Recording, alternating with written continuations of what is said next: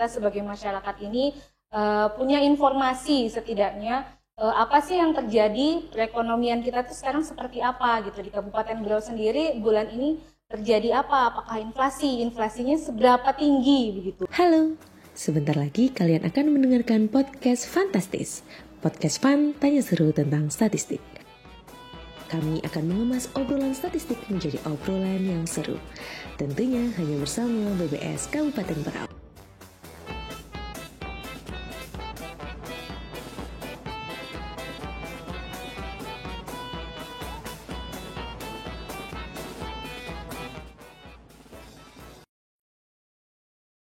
Selamat datang kembali di podcast Fantastis. Podcast Fun tanya seru tentang statistik. Saya Samsul Ma'arif. Dan seperti biasa, di sini kita akan membahas topik-topik menarik tentang ekonomi dan statistik. Hari ini, kita akan mengenal lebih dekat tentang inflasi dan bagaimana Badan Pusat Statistik memainkan peran penting dalam penyusunannya. Di bahasan kali ini, kita kedatangan bintang dan tamu. Dan tentunya spesial ya, karena pakai telur ya. Bintang tamu spesial kita kali ini, Mega Safira Aulia, seorang ahli muda dari Badan Pusat Statistik. Selamat datang Mbak Mega. Terima kasih Syamsul, senang sekali bisa hadir di sini untuk berbagi informasi seputar inflasi dan peran BPS dalam penghitungannya. Oke, topik bahasan kali ini cukup berat ya Mbak ya, cuman menarik nih di sini karena inflasi ini adalah hal yang hangat yang dibicarakan oleh masyarakat karena berkaitan soal harga barang dan kebutuhan sehari-hari. Biar nggak berat-berat banget nih Mbak ya, kita mulai dari awal-awal dulu Mbak yang mudah-mudah. Sebelum kita masuk ke peran BPS, mungkin kita sering mendengar inflasi. Jadi apa sih Mbak sebenarnya inflasi itu? Ya, jadi inflasi secara sederhana adalah kenaikan harga-harga barang atau jasa secara umum, terus-menerus dan dalam periode waktu tertentu. Okay. Seperti itu. Ini berarti daya beli uang yang kita miliki itu nilainya menurun. Dengan uang yang sama, kita hanya mampu membeli sedikit barang mungkin dibandingkan dengan periode sebelumnya. Pantas ya Mbak ya, saya punya uang segini sekarang jadi dikit doang belinya, kayak permen gitu ya Mbak ya. Lalu Mbak, kenapa sih inflasi itu terjadi dan adakah faktor-faktor penyebabnya? Baik. Inflasi pastinya disebabkan oleh banyak faktor ya. Beberapa faktor yang bisa kita amati, misalnya dari dorongan permintaan. Adanya kenaikan terhadap permintaan barang atau jasa tertentu, itu dapat menyebabkan harga barang dan jasa itu naik. Faktor berikutnya mungkin dari segi biaya. Jadi jika biaya memproduksi suatu barang atau jasa itu meningkat, bisa jadi karena harga bahan bakunya naik, atau upah pekerja yang menghasilkannya itu juga meningkat menjadi lebih tinggi, maka produsen tidak punya pilihan lain selain menaikkan harga barang atau jasa tersebut. Lainnya mungkin dari segi moneter. Dengan banyaknya uang yang beredar di masyarakat, itu juga dapat menyebabkan secara mekanisme pasar harga-harga itu bisa naik. Untuk ranah moneter ini sebenarnya lebih ke wewenangnya Bank Sentral, jadi Bank Indonesia untuk mengendalikan jumlah uang beredar di masyarakat, kemudian mengatur suku bunga yang ada melalui mekanisme pasar yang tersedia seperti itu. Wow, ternyata kompleks banget ya. Tapi di sini we got the point bahwa inflasi itu ternyata sangat berpengaruh langsung ya kepada masyarakat sehingga perlu diperhatikan oleh para pembuat kebijakan, yaitu pemerintah itu sendiri. Next Mbak, sekarang kita bahas soal peranan BPS. Bagaimana sih peranan BPS dalam menyusun data inflasi dan mengapa inflasi itu begitu penting? Ya, jadi BPS berperan utama dalam mengumpulkan data, kemudian menghitung dan menyusun indeks harga konsumen atau IHK. Nah, IHK ini nantinya akan menghasilkan angka inflasi seperti itu. Jadi angka-angka inflasi setiap bulan ini akan dirilis oleh BPS dengan terlebih dahulu dikumpulkan data-data harga barang dan jasa. Pendataan dulu berarti ya Mbak? Betul, yang ada di lapangan. Nah, nanti persentase perubahan harga barang dan jasa yang terjadi itu akan diukur dan dihitung. Nah, nanti muncullah ada angka inflasi dari indeks harga konsumen seperti itu. Kemudian mengapa inflasi menjadi penting ya? Inflasi sebenarnya akan sangat penting buat masyarakat secara umum. Semuanya berarti ya? Ya, pemerintah dan lain sebagainya, karena merupakan salah satu angka yang menjadi tolak ukur keadaan perekonomian suatu wilayah seperti itu. Jadi angka ini akan berdampak secara langsung maupun tidak langsung terhadap kesejahteraan dan perekonomian masyarakat pada umumnya di wilayah tersebut. Termasuk beras juga ada ya Mbak ya? Betul, betul sekali. Menarik sekali ya ternyata. Jadi Mbak, dalam inflasi itu kan tadi ada berbicara tentang angka ya. Di situ kan disebutkan 2,64% nih kalau nggak salah inflasi. Oh, ya kan? Untuk Agustus betul sekali, Agustus. 2,6. Nah, dengan satu angka itu saja nih, kan kita banyak nih barang-barang dan jasa yang diperjualbelikan di luar. Nah, bagaimana kita tahu nih barang-barang apa saja yang mengalami perubahan harga dan berpengaruh langsung pada inflasinya? Baik, jadi tadi terima kasih ya Saudara Samsul sudah menambahkan nih untuk angka inflasi Kabupaten Berau secara year on year atau tahunan, benar itu nilainya sebesar 2,64%. Ya? Betul sekali. Jadi perubahan harga itu terjadi sebesar 2,64% untuk secara umum barang dan jasa di Agustus 2024 ini dibandingkan dengan Agustus 2023 kemarin. Seperti itu. Kemudian tadi bagaimana kita tahu barang apa saja sih yang berpengaruh? Ya? Jadi dalam rilis resmi BPS setiap bulan gitu ada rilisnya, itu juga disajikan kelompok-kelompok pengeluaran mana sih yang memberikan andil atau sumbangan terhadap angka inflasi kita, terutama di Kabupaten Berau ya, dan di seluruh kabupaten kota yang menghitung inflasi di Indonesia.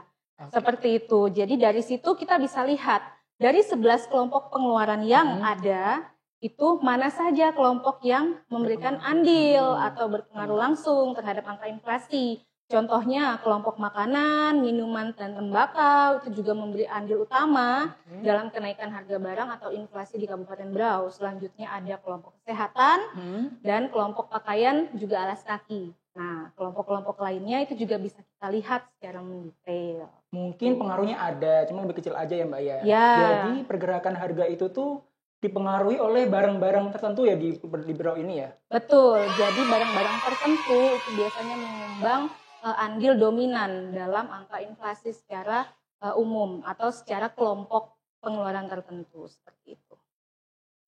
Nah, dalam kelompok pengeluaran tadi Mbak, ada komoditas-komoditas, di dalamnya ada jenis-jenis barang ya. Berarti pengumpulan datanya itu sangat detail ya, sampai nama-nama barangnya juga. Betul sekali. Jadi sebelum kelompok pengeluaran ini kan bentuknya adalah kategori-kategori barang atau jasa yang dikonsumsi oleh masyarakat kita, oleh rumah tangga di Berau. Seperti itu kita kelompokkan. Nah, di dalam kelompok pengeluaran itu ada sub kelompok pengeluaran dan di dalam sub kelompok itu ada komoditas-komoditas tertentu. Betul.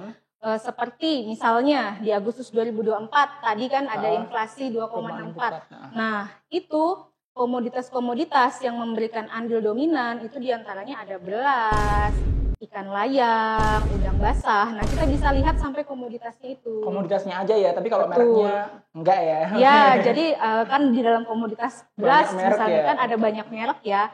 Nah, itu memang tidak dipublikasikan. Namun komoditasnya apa itu kita rilis tiap bulan seperti itu. Jadi ternyata dalam BRS itu penyajian pengaruh inflasinya itu sampai level komoditasnya Mbak ya? Betul. Nah, udah lihat belum teman-teman BRS-nya? Nanti lihat di bawah ya. Nah, lanjut nih Mbak. Kalau kita lihat dari sisi masyarakat yang berpengaruh langsung terhadap inflasinya itu ya, bagaimana sih dampaknya jika inflasi itu terlalu tinggi? Ya, jika inflasi terlalu tinggi, maka daya beli masyarakat itu akan semakin menurun. Daya beli itu adalah kemampuan masyarakat untuk membeli barang-barang yang mereka konsumsi, barang atau jasa. Jadi dengan jumlah uang yang sama yang kita miliki di tahun ini, itu bisa jadi berbeda sekali nilai belinya terhadap barang dan jasa yang bisa kita beli di tahun lalu. Bisa jadi malah sangat sedikit ya barang dan jasa yang bisa kita beli dibandingkan dengan tahun sebelumnya dengan inflasi yang mungkin terlalu tinggi seperti itu. Kayak permen ya Mbak ya, dulu berapa, sekarang berapa ya? 3 kali 1.000 ya? Terasa kan ya. Benar. Lalu Mbak, ini kan berpengaruh langsung nih, dampaknya langsung masyarakat nih ya. Nah, bagaimana peran pembuat kebijakan? Contohnya pemerintah. Apa yang bisa dilakukan pemerintah dalam mengendalikan angka inflasi itu? Baik, jadi selama ini memang pemerintah sudah berperan maksimal ya. Di Indonesia kita punya Bank Sentral, Bank Indonesia. di mana kebijakan moneter itu juga dilakukan oleh Bank Indonesia dalam mengendalikan inflasi. Bank Indonesia memiliki kewenangan untuk mengatur suku bunga dan mengatur jumlah uang beredar di masyarakat agar terjadi stabilitas keuangan dan stabilitas harga. Kemudian ada juga tim yang dibentuk di tingkat pusat maupun daerah. Daerah juga ada? Ada, pastinya ada. Jadi di pusat itu ada tim pengendalian inflasi pusat atau TPIP, kemudian ada tim pengendalian inflasi daerah atau TPID di provinsi maupun di kabupaten kota. Sampai kabupaten kota ya Mbak ya, ada ya? Betul, jadi di pusat ada TPIP, di daerah ada TPID, provinsi dan TPID kabupaten kota. Tim ini memiliki kewenangan untuk mengambil atau membuat program kebijakan serta upaya-upaya pengendalian inflasi secara langsung di pasar, mungkin dengan adanya pengendalian harga, kemudian kita juga ada bekerja sama dengan Bulog seperti itu dan stakeholder terkait yang bisa langsung mengintervensi harga-harga yang ada di pasar seperti itu. Jadi gitu ya, dari pusat Indonesia ya langsung ya, terus langsung ke provinsi, baru ke daerah di kabupaten kota juga ada sendiri TPID-nya ya buat pengendalian inflasi. Jadi BPS dan pemerintah itu perlu bersinergi ya Mbak ya dan bekerja sama dalam mengendalikan angka inflasi itu sendiri. Betul sekali. Lalu Mbak, ini bahasan tentang pendapat aja sih Mbak sebenarnya. Menurut Mbak Mega, seberapa penting masyarakat perlu memahami tentang inflasi? Ya sebenarnya sangat penting sekali ya kita sebagai masyarakat ini punya informasi setidaknya apa sih yang terjadi, perekonomian kita tuh sekarang seperti apa gitu. Di Kabupaten Berau sendiri bulan ini terjadi apa, apakah inflasinya seberapa tinggi begitu.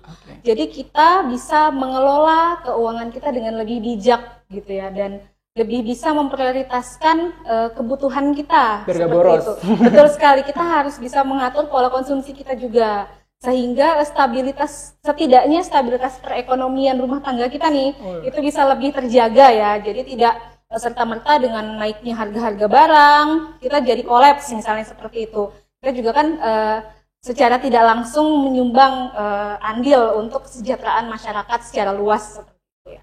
Nggak cuma yang berkeluarga ya Mbak ya, yang single juga ingat. Betul. Yang single juga.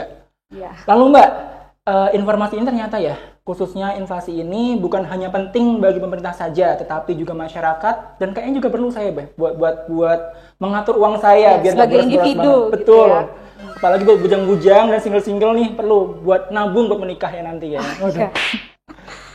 Betul. Jadi memang informasi statistik itu luas ya, Mas Syamsul ya. Jadi tidak hanya angka inflasi sebenarnya, banyak sekali gitu kan.